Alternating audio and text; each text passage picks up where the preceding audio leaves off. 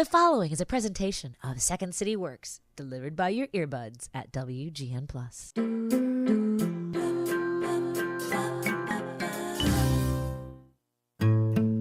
Welcome to Second City Works, Getting to Yes And. I'm Kelly Leonard, creative advisor for the Second City. We are brought to you by Second City Works, which is the B2B arm of the world-famous Second City Theater. You can find us at secondcityworks.com. And this is more than just a podcast. It's about getting to the yes and moment in your work and your life.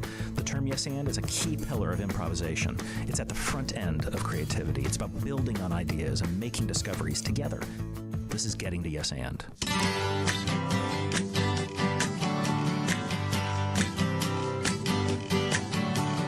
Working all day for a mean little man with a clip-on tie and a rub-on tan. He's got me running around the office like a dog around a track. But when I get back home, you're always there to rub my back. My guest today is Adam McKay. Adam is a writer, director, producer, and actor. He wrote for Saturday Night Live, including 3 seasons as head writer. He has written and or directed such films as Anchorman, Talladega Nights, and Step Brothers. He co-wrote and directed the Broadway run of You're Welcome America with Will Ferrell. Adam and Will co-founded the website Funny or Die. Adam hosts the podcast Surprisingly Awesome with Adam Davidson. And Adam took home an Academy Award for Best Adapted Screenplay for his film The Big Short, which was also nominated for Best Director, Best Picture, Best Editing, and Best Supporting Actor. Adam worked as a writer-performer at Chicago's Second City, where I had the pleasure of working with him on a number of original reviews, and we both got in trouble when we tried to put up a basketball hoop on the roof of the Piper's Alley garage. Adam, welcome to Getting to Yes And. God, the glory that could have come from that hoop. If only the insurance companies didn't get involved. Always ruining it. So you're a big Trump guy, so I'm kind of curious, in your support of him, if you're at all worried about the gaffes that have come out lately. You know, I'm really not, because I think what Donald Trump does is he brings a certain amount of fearless strength. No, I can't even do this bit. You can't even do it?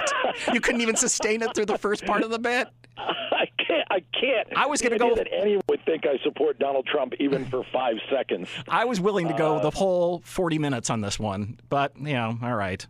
Oh my God! We'll bail. Wow. Yeah, well, okay. So here's what I want to do with you. So because we know each other and because you're an improviser, I figured we would have 4 areas of conversation that we could hit on. We can stick on one. We can jump around. But I want to give you the option of picking them. So I'm going to give you the 4 categories. All right. Okay. 1 is the science of improvisation. All right. Number 2 is our favorite basketball stories. All right. Number 3 is politics. And number 4 is things our children have taught us. All right. I like those good categories. Well, you know what I'm going to pick, number 1, which is our favorite basketball stories. Okay. So, yeah. So you have to talk to me about A.C. Green. So Will Ferrell and I produced a documentary for ESPN. It was a short. It wasn't a full 30 for 30, but a 30 for 30 short called The Iron Man about A.C. Green and the story of how he was drafted out of Oregon by the team that probably is as close as we've seen to, I don't want to say Sodom and Gomorrah because that implies they were bad guys, but the Lakers at that time were definitely like Hefner's Playboy Club. Right. Beautiful women, some of the guys getting to like partying and cocaine, and once again, beautiful women. And they draft A.C. Green, who is a virgin and has no plans of not being a virgin until he's married.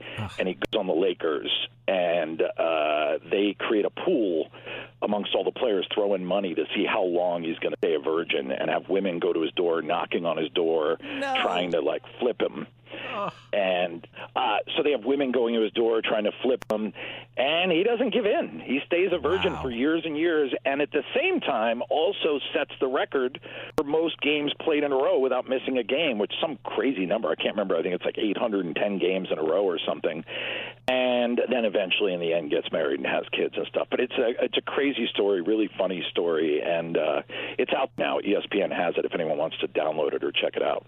Did you know about the story? Or did you discover it in the process? Where'd you get this information?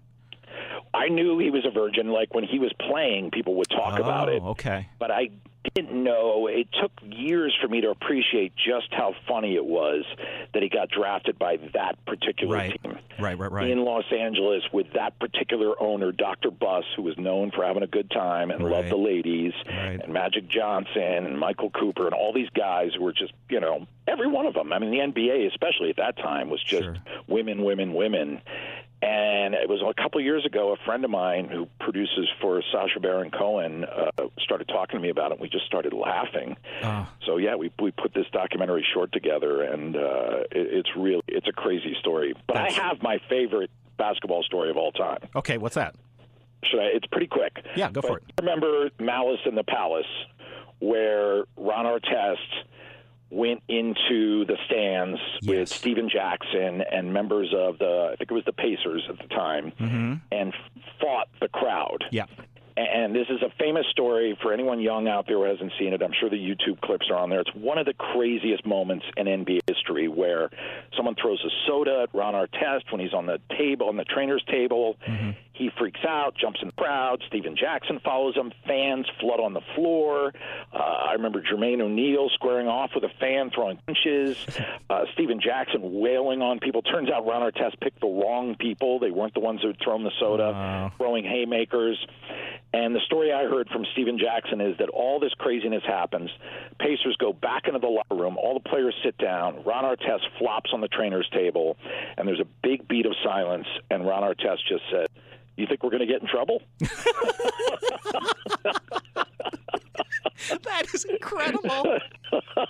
So tone deaf. He was a bull as well at a certain point too. God, he had a tortured career. He did. He had some. I mean, that year that he got thrown out of the league for the fighting, he was on pace to be like first team All NBA. He was scoring like 23, 24 points a game, best defensive player. I mean, that guy, if the career had broken in a different direction, could have been a Hall of Famer. As it was, he still had a really good career. He won rings, had some really good years. Also, my favorite player for thanking his therapist after he won a ring with the Lakers, too. One of the great thank yous I've ever seen after an NBA victory. Wow. What interests me in that realm is the purposeful destruction of something good. And are you listening to Malcolm Gladwell's Revisionist History podcast? I've heard a couple of the episodes, yeah. So the one that there's a couple that I completely loved. One is where they talk about Wilt Chamberlain, and love that one. Yeah, love that one. So the fact is that when he did his scoring record for like those 2 years, he was shooting underhand from the free throw line and made tons of baskets, and then stopped. And had a terrible free throwing, record going forward. And they interview Rick Barry, who was, we all know, shot underhand. And the thing they discover is that Rick Barry is doing it because he has this capacity to not care. They call it threshold, and it's amazing because they tie, Malcolm ties this stuff, all this other stuff. But it really, because I remember Rick Barry being kind of an asshole. Oh, yeah, people hated him. Right. I mean, he was before Leitner. Totally driven, even more so than Leitner. Leitner wasn't that good when he came into the NBA, and so people didn't like him, but he wasn't kind of that type A personality, but Barry was hated. The one thing Gladwell didn't talk about when he did that story, and maybe you can't, maybe it's not cool to talk about it. The only reason I'll bring it up is because Bill Simmons wrote about it in his basketball book, is the theory, and it's a theory, that Wilt Chamberlain was gay. And that a lot of teammates said they never saw him with women, always had like a good friend or like a guy friend that he was with, and that the story of the sleeping with 20,000 women was overcompensation. Now, once again, there's no fact to back this up. It's pure speculation. But I thought it was interesting that the reason Chamberlain gave that he didn't stop shooting, that he stopped shooting underhand, was because he looked like a big sissy. Right. So in a way, it like threatened his manhood. So whether that Bill Simmons theory is true or not, clearly that was part of it. What happened is it just doesn't look manly to do it. Right. And it's why you haven't seen anyone else do it. But, as they say in the Gladwell podcast, Barry, holds a bunch of the records for, like, best season shooting free throws. Didn't he say on the podcast a year where he shot 94%? Yep. And when they tie back to this sort of mindset that he has, I love when they talk about his autobiography where he let, like, his wife and his dad, write chapters, and they, like, nail him in his own autobiography. So awesome. He doesn't care. It's really incredible to have that capacity. And then, his kids all played in the NBA. Right. And they're good guys. Cool guys. Yeah, like Brent Barry seems like a really cool guy. He doesn't seem that, and he was a darn good player, too. He wasn't an all-star, but really good. But, yeah, the interview with him was so funny because you just got the sense that he would jump on the court with you right now and touch you. And the guy's probably, 67 or something, but he sounded in shape in the interview. So this is kind of interesting in terms of mindset, success, talent, because we're talking about basketball talent, but I think it crosses over into theater talent. And I remember my mom saying to me early on, she's like, God, very, very successful people usually have a little thing missing. Or in this case, I always thought that funny. And I'm like, I know what you're talking about. But in regard, and we know this in improvisation, right? Because you have to become comfortable looking foolish. And I think that one of the first things that happens in those improv classes is exposing you to extreme failure. And it strikes me that in sports, that's a very similar thing, that you are flush with failure, especially when you start. Always. I mean, when I do improvisation, even on a movie set, because I always like actors to, do the written, nail it, and then we play around. Occasionally I'll get actors who are very uptight about it and don't want to do it. And the trick is I have to set this mood where failure is okay. So I'll actually say out loud in front of the whole crew, oh, no, it's not supposed to work 4 out of 5 times. Yeah. You're supposed to miss. And then for that 5th time, it's film. So that's one we're going to choose. And I'll make a point of saying this a lot, and I'll say it out loud so everyone can hear it, so everyone's cool with it. And then every single time I've dealt with it, I had it with Sam Jackson, I had it with Richard Jenkins, Mary Steenburgen. These people are kind of like, I don't know if I can do the improv, Christina Applegate. And in every case, once they got over the not caring about missing, they loved it, and they started craving it and wanting to do it more and more because your critical mind takes a step back. It has to. It's necessary to the actual action. And I think you're right. I think Rick Barry had that. I think Rick Barry sounds like he had a hard-ass father and was about winning, and that's what he focused on. So the critical mind took a step back. It's interesting, too, not to completely go back to Trump, but I'm going to. When you talk about leadership, right, I feel like I certainly see this in the businesses that we work with, which is more and more people are recognizing the need to have empathy as a leader, the need to be able to follow your people as well as lead them. This sort of dynamic, sort of better self-actualized, happier individual as the better leader. And it feels to me like the Trump movement is this sort of like last gasp of male white hierarchy, of the old cigar chomping kind of leader, and it's all id, and it feels like that's the thing that's sort of unraveling right now. Oh, completely. I was actually thinking about who we really have to think. People want to blame the media and blame certain people for Trump, but the people we should really thank are bad fathers across America, right, who were mean, punitive, distant, straight up absent, because if you're craving Trump, you're craving a terrible father. Yeah. And his kids seem to like him, so I don't know personally what his story is as a father, but I'm just saying as far as what he symbolizes, it's that just nightmare of father. There's another side of the Trump thing I was talking the other day because there's so much coverage of it, but I was just talking to my wife about the fact that if you really look at it, like, middle America has been left behind. Wages have been flat for 30, 40 years. Debt has increased. Men and women both are working tremendous amounts of hours just to even break even. So there really is a problem at the center of our country as far as the way the wealth is shared, distributed, and loss of manufacturing. But what's so sad about it is since our media fell apart and became ratings driven, like a middle America in the South, wanted someone to fix it, but they didn't know who or how, so they picked like a fake TV CEO. Yeah. And it's kind of sad in a way. It's like a little kid being scared and like holding a stuffed animal or wanting like the tooth fairy to come protect him or something. It's all sort of heartbreaking if you really look at what's underneath it, because these people supporting Trump aren't wrong. Their anger is legitimate. Totally. They just unfortunately have reached for a lucky rabbit's foot as opposed to actual solutions.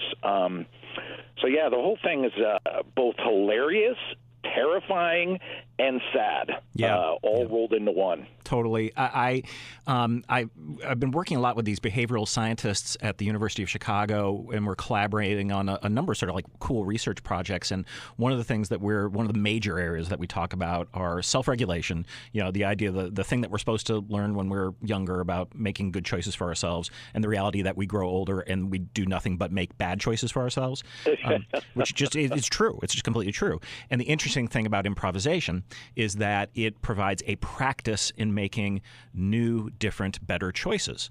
And what would happen if we put those two things together? The rigor of the science around this perspective taking of another, of kind of maybe what was it like to do another way. And I did this the other day. I wrote a thing on Trump.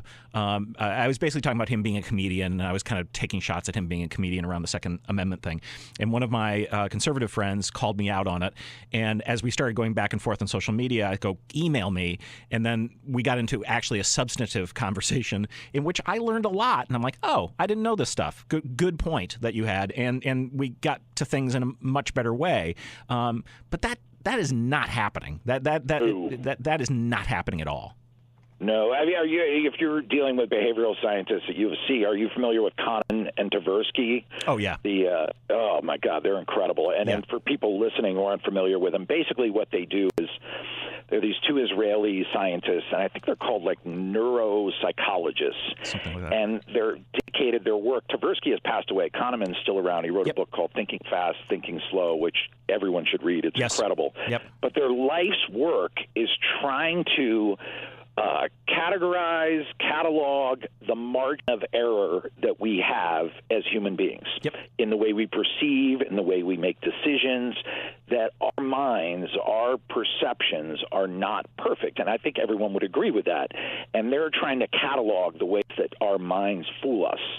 And once you catalog these sort of inconsistencies, the margin of error, I like to call it, you can adjust for it.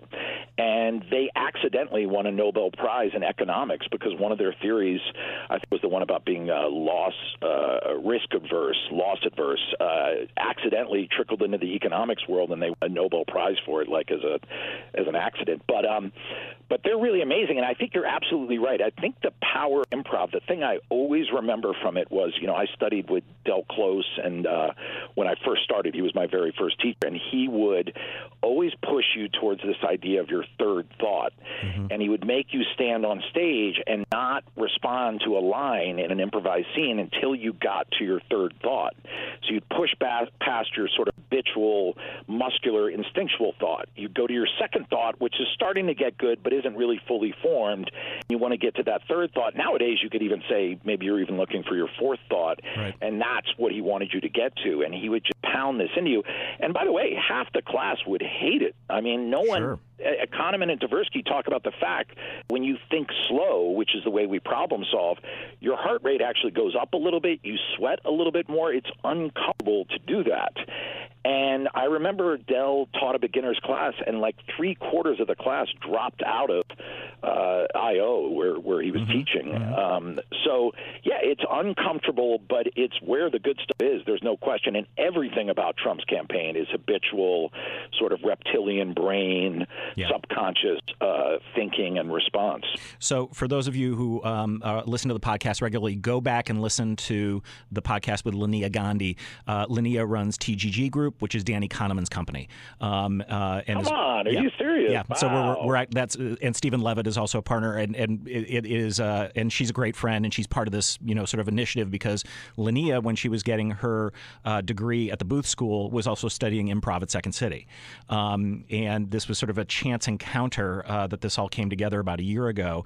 So we're actually the group that we're doing this with is Richard Thaler's group, the Center for Decision Research.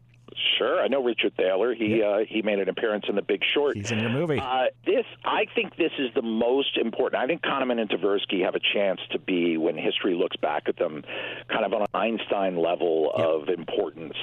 I think this is the most important work going on. I think this is the kind of work, when Kahneman and Tversky developed it, they were actually soldiers in the Israeli army and were fighting in a war at the time. So they would go off and fight and then come back and do this work about how to, catalog our perceptions and make the human mind work better. So they were dealing with kind of a breakdown of communication and perception in the war, and then doing this work on the side. I think if this work continues and flourishes, you've already seen it with Professor Thaler and behavioral economics. It's starting to change economics and finance. It could change the whole world. It really could. Well, that's the point, right? So what we're talking about with these folks, which is if we're making bad choices, habitually we're making bad choices, and we all know what we're talking about, right? Even the most privileged of us still probably have that sandwich that they shouldn't have, or take that drink that they shouldn't drink when they know better. I smoke, by the way. So let me be the biggest hypocrite of the moment. You really do? You smoke? I still smoke. Oh, no. I smoke ultra lates, and I smoke 5 or 6 a day, but still, I smoke. Yeah. Well, right there. So and it could kill you. But you put it in your mouth. Fully. So then imagine that us in all our privilege are doing this. What is happening to people who don't have those kinds of choices? And so when we look at something like one of the areas that we're talking about is listening. So much of early improvisational exercises and games are about getting people to actually listen. So because we're not good at that.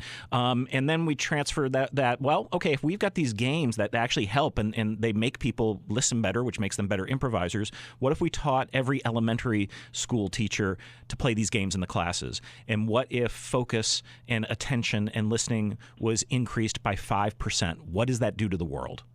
Oh, my God, it'd be revolutionary. Huge. I talk about the listening aspect of improv all the time. It was life-changing for me. Yeah. The idea that you take each sentence that someone says and you just go inside the sentence and live in it, and that's really the way to treat listening in improv.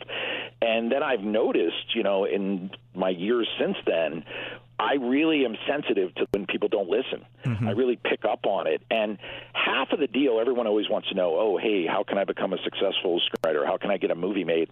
I'll tell you, half the battle is being able to listen, because you're going to get notes. You're going to hear responses. And if you don't really understand the intentions behind those notes and those responses, and you aren't able to listen to the situation you're in, whether it's talking to a financier, an actor, to an editor, you're never going to really fully get collaborative. You're never going to be a true collaborator, and everything's always going to be hitting walls and arguments. The idea of the world listening 5% more efficiently, can you imagine? It would transform everything. I think so. And it's so, certainly when you and I were at Second City in the 90s, no one would have taken this conversation seriously. And I'll tell you, 3-4 years ago, I don't think anyone would have taken this conversation seriously.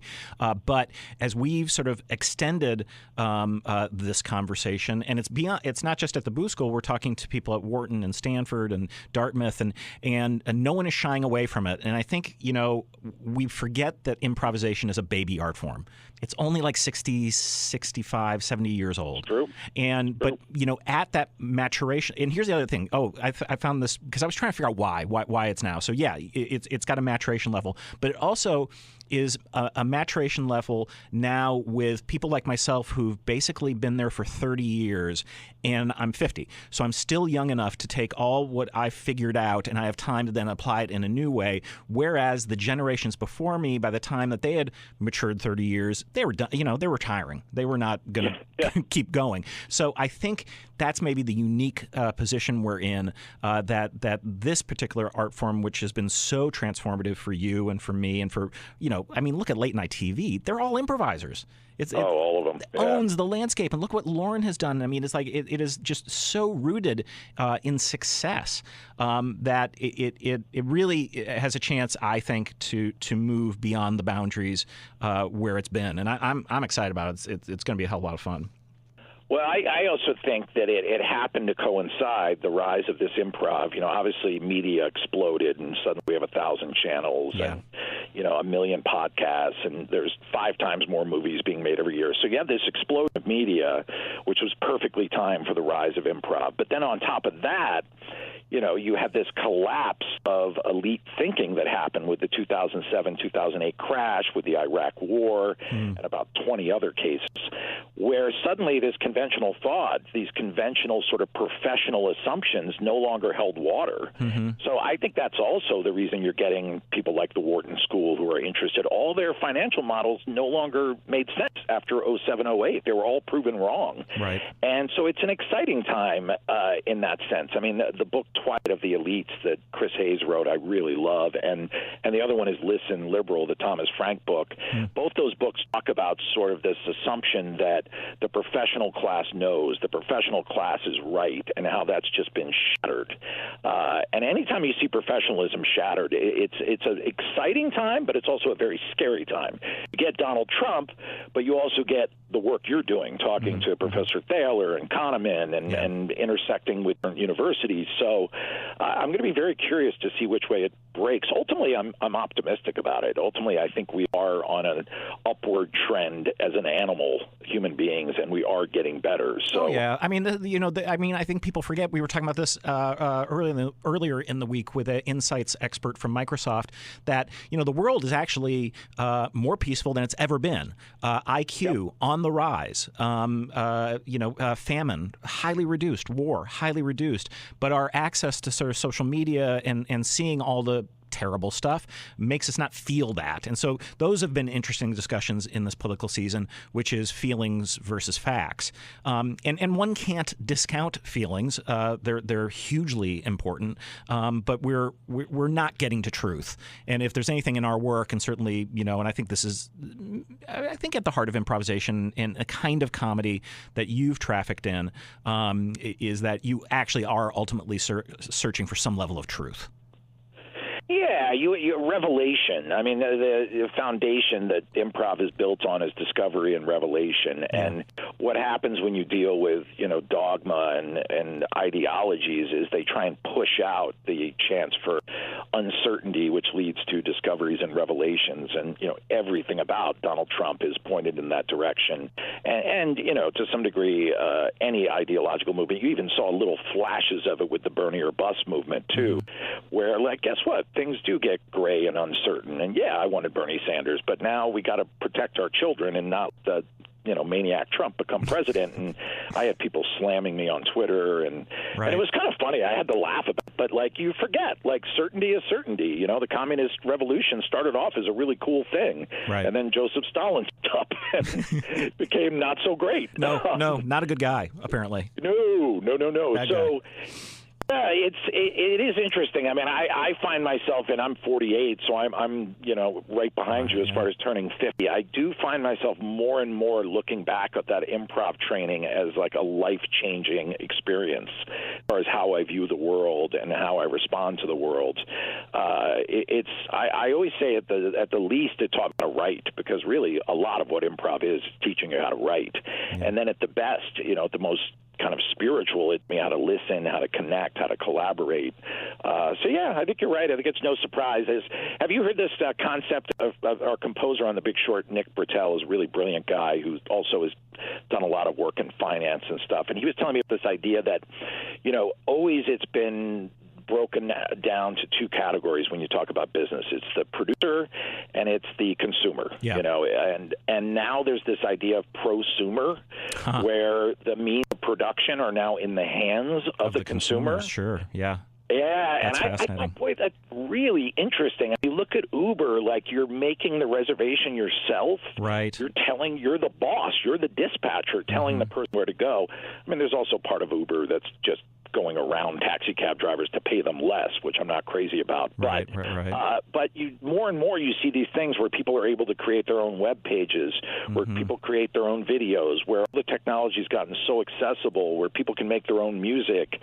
And if they're not making their own music, they can create their own playlist. They can, on Spotify, you can put in what you like, and it creates your own radio station. And, you know, it's really interesting, the idea of that separation between production and consumer going away, right, and what that means. It's going to place way more of a burden on each individual to behave in a constructive and forward-thinking way. And right now, what you're seeing, some of the downside of that, which are trolls and comment sections where people say horrible things and dump their kind of garbage and darkness. But I do think in the long run, it could be really a level of empowerment that we've never seen before. Sure, and a move away from ownership. So when that becomes less important, I mean, it just, you know, I love owning my books, and I love owning my music. That's an orientation I always enjoyed. And I look at my kids who kind of own nothing. They are listening to podcasts. They're on Spotify, and they're like, well, what they you know, it makes them less material in a certain kind of way. And you know, this is not an orientation that I think we ever had, and it frees them to then concentrate on the things that are of value, which now tend to be experiences, right? And relationships and all the stuff that the behavioral scientists will tell you that you get when you're 40 and 50. I'm seeing in my 18 and 14-year-old now. It's so funny you brought that up, because we were having the same conversation the other day. So my oldest daughter, Lily, is 16, and when I turned 16, without exaggeration, on my birthday, I was at the DMV taking my driving test. Like, I couldn't wait to get in a car. My daughter could care less. Yeah. They use Uber when they need to. Otherwise, people drop them off. There's public transportation. It's just not on her radar. The other thing they don't really care about is, like, having money. Because what are they really, like, you're right, everything's shared. All the music is shared. She has Spotify. She can hear the music she wants to hear when she needs to hear it. She doesn't need to go to a record store and buy records. The only thing occasionally, will ask for $10 to go get a slice of pizza or something. Right. And it is so different than what we valued. I mean, all I wanted when I was 13 years old was $30 so I could buy firecrackers or the new Kiss album when I was like 11. And it's just not on their radar. They really don't care about it. And they are way more excited. My daughter went to camp this summer, and she's getting certified for scuba diving, like advanced certification. And that was what she was excited about. Yeah. I like that generation. I mean, so, you know, Nick's 18, Nora is 14, and I like their kids. I like their values. I mean, it is my kids have only been to gay weddings. That's awesome. They've never been to a straight wedding. I realized that the other day. I'm like, oh, that's interesting. But there's not. I hope some super right-winger in, like, Park just did a giant spit take right now. Yes. Someone really upset in Schaumburg listening to this. Like, they got onto the wrong thing. They thought you were just. I really haven't been in Chicago for a while, so maybe Oak Park isn't really Republican anymore. No, Oak Park's pretty liberal. Yeah, I think Schaumburg. Oh, it changed. Wow. Yeah. Okay. Oh, that's where all the Second City people are now. So all the people who stay, they live there. So yeah. No, Oak Park's. I think they're cool. So Schaumburg, I should have said. Okay, my Chicago references are out of date. That's all right. We can. Yeah, you don't have to worry about it. You don't need. You don't need to draw on them that much. So we're coming close to the end of this, but I want to do one more sort of kid thing with you. So when my kids were little, we would play one-word story around the dinner table, and that's where each person contributes one word to the telling of a story. And the thing we noticed was that our son Nick was actually completely natural in this, but our daughter Nora was always trying to say multiple words or use big juicy adjectives when, like, all was needed was the or and. And the thing I find striking about this, and I want to see if it compares with you, which is it would have been very easy to write her off like, oh, he's like this, she's like that.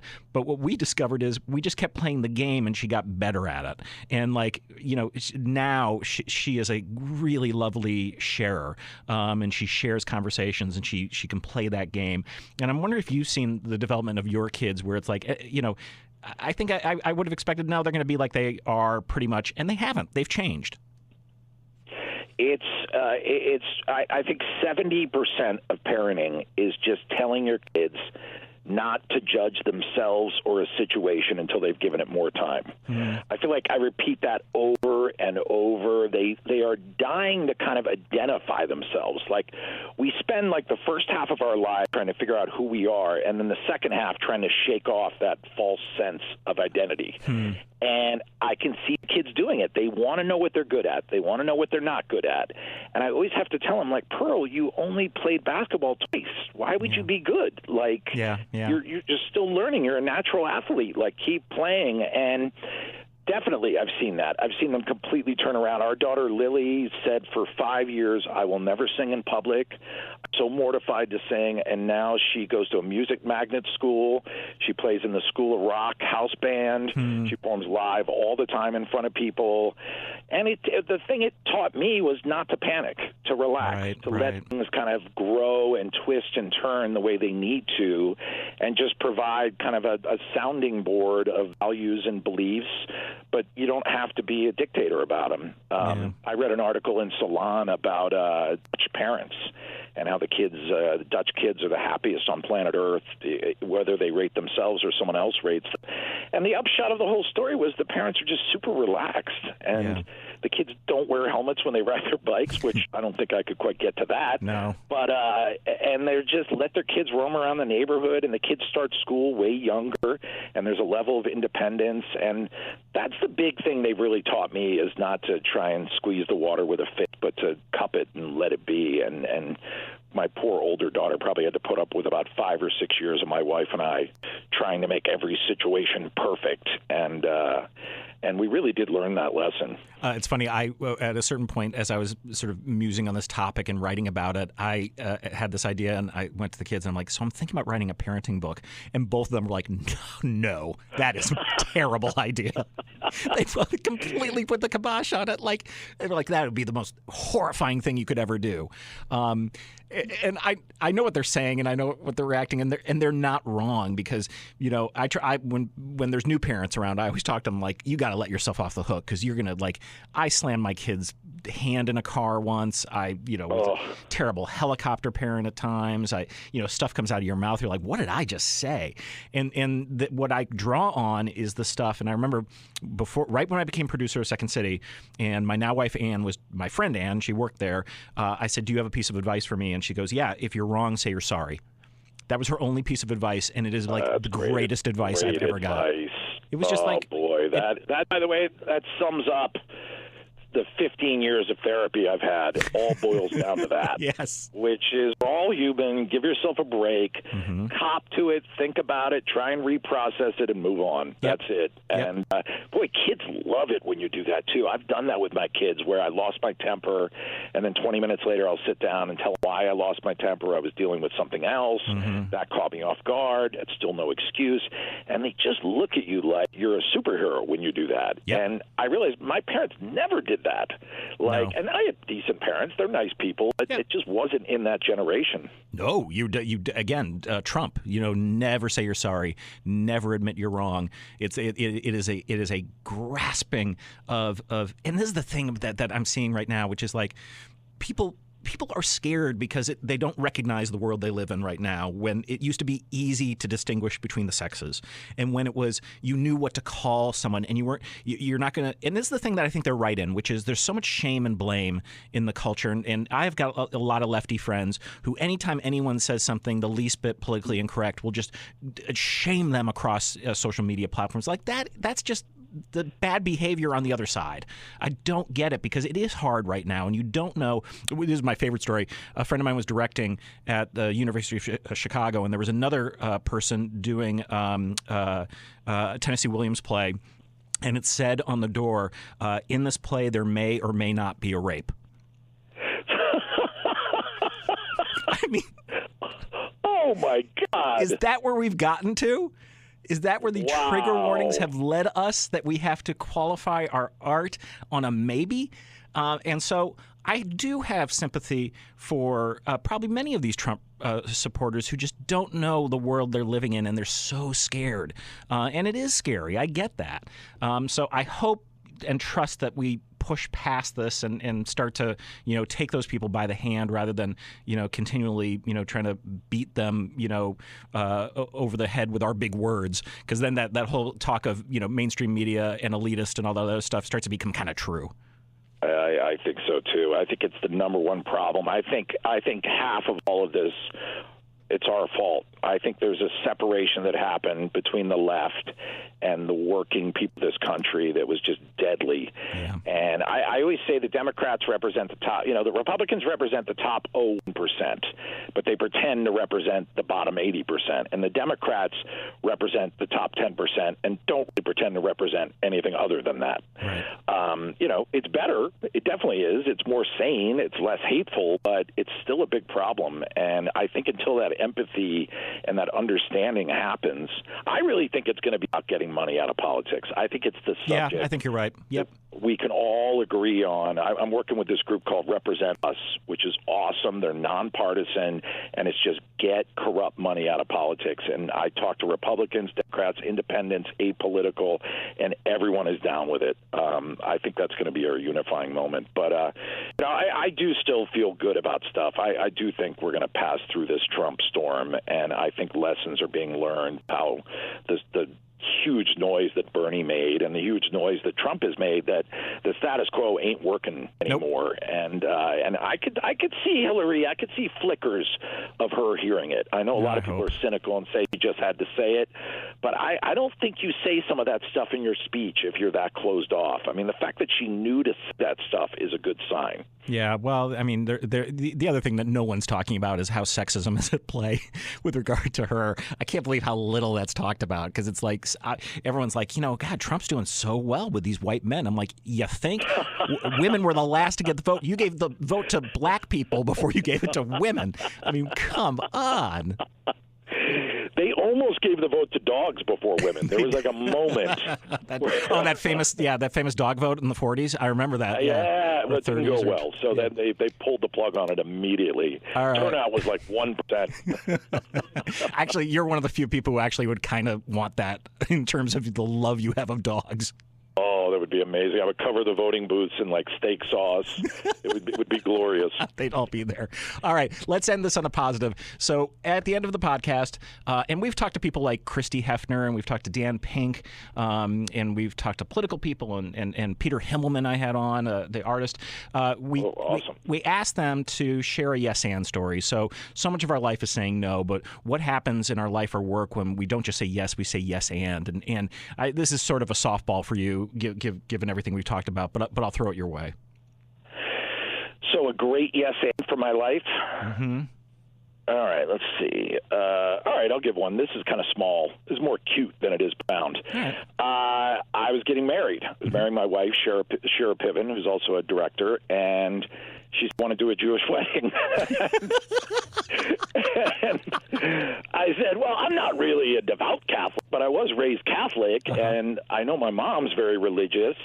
Really? Can't we just do a non-religious wedding? She goes, no, she's a cool person, so she wasn't screaming about it, but she's like, I'd really like to do a Jewish wedding. Mm-hmm. And I said, yes, and I will break the glass with my foot, and we will build the huppah, and we will lift me up in there. And I just completely went with it. Yep. And we did a full-on Jewish wedding, and it was awesome. That's great. And I walked away saying, oh, my God, Jewish weddings are the best weddings. Yes. And now I have friends getting married who neither one of them are Jewish, and I say you should do a Jewish wedding. Yes, that's great. Were your parents cool with it? Did they get down with it? They were. Okay, great. They were. My mom was cool enough to be quiet about it, at least. Everyone else was cool about it. And we have great pictures of me lifted up in the chair and, us doing the circle dance and all that stuff. And it was incredible. It was just an amazing – I had no idea that a Jewish wedding was that joyful. It was just so much fun. Yeah. That's a yes and. Adam McKay, thank you for coming on Getting to Yes And. Kelly Leonard, thank you so much for having me. Absolute pleasure. Well, I've been working in a coal mine, going down, working in a coal mine, about to slip down, working in a coal mine, going down, working in a coal mine, about to slip down. This is Second City Works, Getting to Yes And. You can find us at WGNplus.com. You can stream us on the WGN Plus app, or you can find us on iTunes. See you next week.